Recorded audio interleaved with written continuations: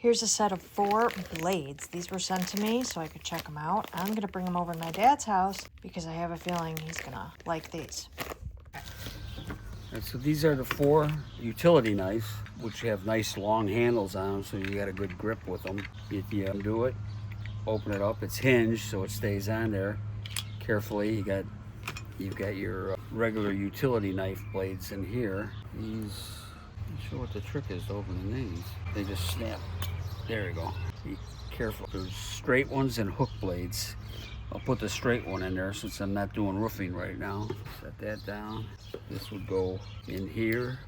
There's multiple settings. You can set it here for a longer, no, I guess not, just right there. You double in, it locks it in. Close the blade, tighten the handle tight. Nice big turning knob, and you got a good grip, and you can cut right through that stuff. Nice. Very nice. And then, I guess that's the only thing is the blade's not retractable.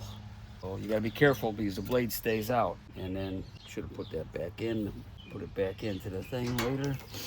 Check out another one. We're setting one up with the hooks. We're a hook blade for roofing or carpeting, and nice good strong handle. And you can, if that was roofing, it will just cut right through it. Nice. Easy to grip. Yeah, big handle grip, easy. We'll put the extra blade back in this one. Here we got a point where the tape is sticking too good at the back because of the wall preparation I put on. So with the long handle, you can get in there without up against the wall with that other handle. Slide it along, and then it'll cut out. There you go. Cut it away, and it's there.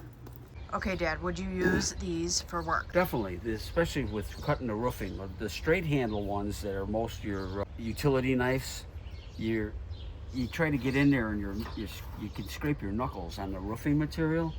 Here, your hand's back far enough, you get the angle there, your hand's out of harm's way, you're not gonna get scraped knuckles on the shingles.